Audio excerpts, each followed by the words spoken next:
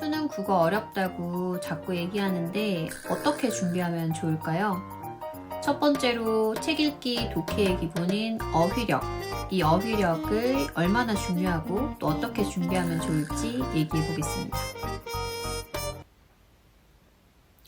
안녕하세요. 15년차 국어교사 친절한 영아쌤입니다. 오늘은 책 읽기 독해의 기본이라고 할 수 있는 어휘력에 관한 이야기를 해보도록 하겠습니다. 2021학년도 평가원 모의고사 문제를 잠깐 보여드릴게요. 2021년 평가원 기출의 어휘 문제를 살펴보면 문맥상 의미가 가까운 단어를 묻거나 문맥상 바꾸어 쓰기에 적절한 단어를 물어보는 문항이 계속 반복 출제되었습니다. 첫 번째 유형은 우리말 서술어의 여러 의미 중 제시문에 사용된 의미와 가장 가까운 것을 찾는 것이고, 두 번째 유형은 제시문의 우리말 서술어와 의미가 가장 가까운 한자어를 찾는 것입니다. 문맥적 의미를 파악하려면 사전적 의미를 아는 것이 우선이겠죠. 따라서 위와 같은 문항을 해결하기 위해서는 사전적 의미도 알고 있어야 하고 문맥적 의미도 문맥에 맞추어서 파악할 수 있는 능력을 두루 갖추어야 합니다. 지문도 한번 보실게요. 2021년 6월 모의평가 사회지문의 첫 단락입니다. 빨간색 동그라미가 쳐진 단어들의 의미를 설명하실 수 있을까요? 인문사회지문의 경우에는 어휘력이 지문 이해도에 큰 영향을 미치는 편이라 이런 어휘학습을 학생들한테도 실제로 많이 강조합니다. 학습과 평가는 물론이고 일상생활 중에도 이 어휘력이 중요하다라는 것은 더 이상 설명을 드리지 않아도 될 것 같아요.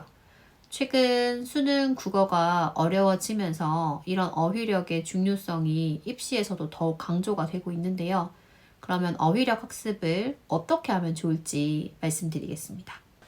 4가지 방법을 말씀드릴 건데요. 방법 1번과 2번의 경우에는 초등학생뿐만 아니라 중학생이나 고등학생 중에서도 어휘 학습에 어려움을 겪고 있는 학생들도 충분히 해볼 수 있는 방법입니다.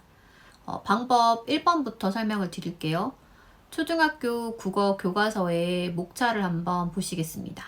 3학년 초등 국어 교과서의 목차를 보면 국어 사전 활용 방법을 알려주고 문맥적 의미를 찾아보는 방법을 소개하고 있습니다.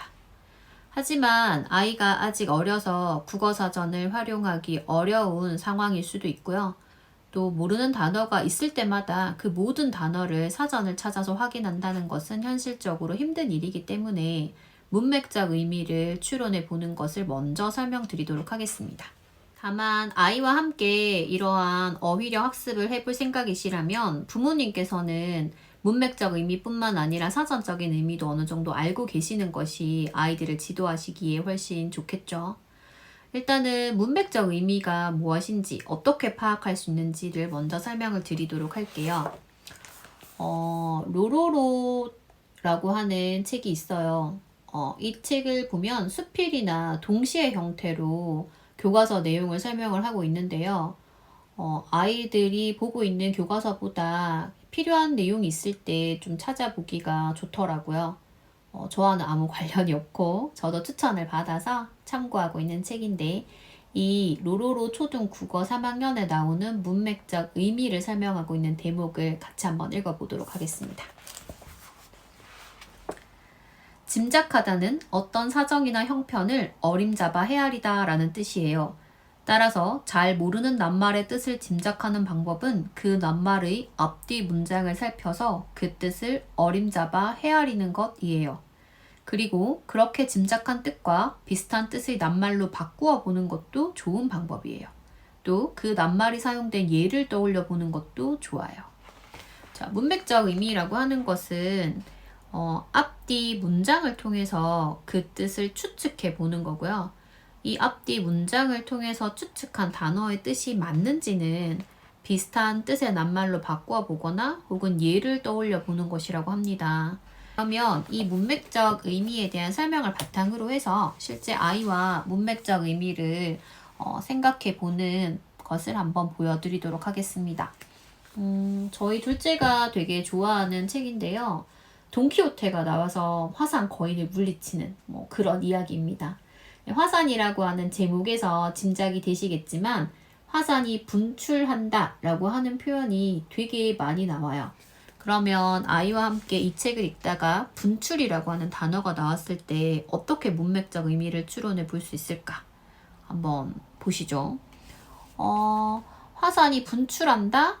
안에서 있던 마그마 용암이 땅 아래에 있던 것이 이렇게 밖으로 나오는 게 분출인가 봐.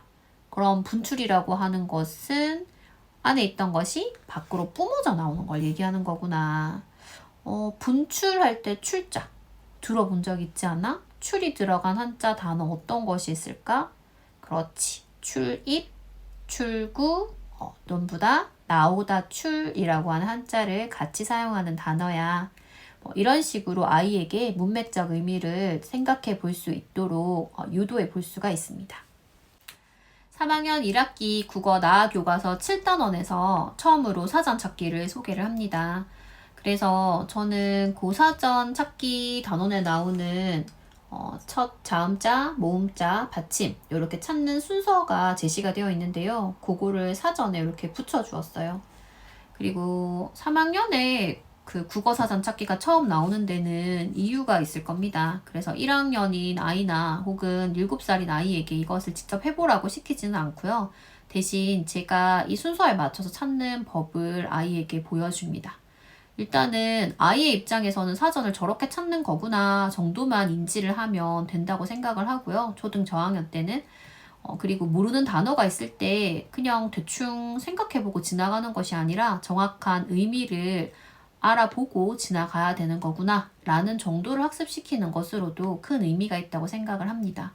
물론 이 사전 찾기에 대해 실제로 배우는 3학년 이후에는 책을 읽다가 모르는 단어가 나왔을 때 모든 단어를 이런 식으로 찾아볼 수는 없겠지만 중요한 단어나 그 중에 한두 개 정도라도 직접 아이가 사전을 찾아보고 실제로 이 단어가 사용되는 예문을 만들어 보고 이런 것들이 어휘력 학습에 큰 도움이 될 것으로 생각이 됩니다. 초등학생을 대상으로 한 어휘력 문제집은 상당히 여러 종류가 나오는데요. 제가 저희 작년에 입학한 저희 첫째 아이와 같이 하고 있는 어휘력 문제집은 두 가지입니다. 일단은 첫 번째로 초등 입학을 전후해서 교과서 어휘를 바탕으로 한 낱말 퍼즐 책을 한 권 풀었어요. 이 책은 초급, 중급, 고급으로 나뉘어져 있는데 작년 1학년 입학을 전후해서 초급책만 현재 풀었고요. 제가 퍼즐책을 선택한 이유는 퍼즐을 풀다 보면 그 단어를 찾기 위해서 의미 설명이 되어 있는 부분을 잘 읽어봐야 하잖아요. 그래서 어휘의 의미를 아이가 자연스럽게 한 번 정도 정확하게 확인을 하고 지나갈 수 있겠다라고 생각을 했고요.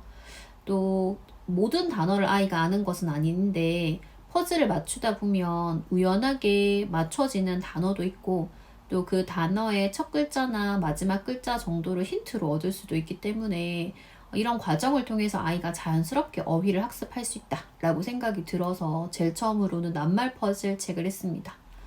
많은 낱말 퍼즐 책 중에서 이 책을 굳이 선택한 이유는 스프링북이라서 넘기기가 수월하게 되어 있어요.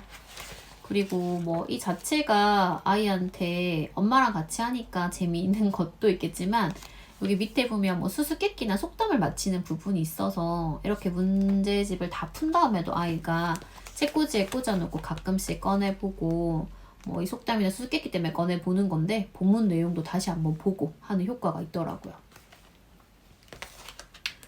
두 번째로 올 초에 시작한 문제집으로 초능력 어휘라고 하는 책이 있습니다. 그 학습 만화로 유명한 아울북에서 나오는 책인데요. 이 책을 제가 선택한 이유는 제가 생각하는 가장 이상적인 어휘 교재의 모습을 하고 있어서입니다. 본문 내용을 다 보여드리지는 못할 것 같은데 일단 저희 아이가 하고 있는 예비 단계의 경우에는 같은 의미를 가지고 있는 우리말 단어에 대해서 먼저 설명을 하고 이 우리말 단어와 관련 있는 한자에 대해서 설명을 해줍니다. 예를 들어서 보다 라고 하는 단어가 있다면 보다, 들여다보다 이렇게 의미가 점점 확장이 되고 그 후에는 보다 시, 이렇게 한자와 시자를 소개를 하면서 시각 이런 식으로 그 시가 들어간 한자 단어를 소개를 하고 있어요. 실제로 우리말의 많은 부분을 한자가 차지하고 있기도 하고 또 우리말에서도 동일한 단어가 확장되어 가면서 의미가 조금씩 달라지기 때문에 그것을 쉽고 재미있게 설명해 놓은 이 책이 되게 좋다고 생각을 했습니다.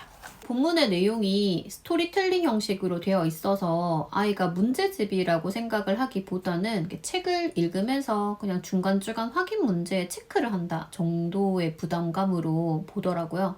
그래서 예비 단계를 아직 하고 있고요.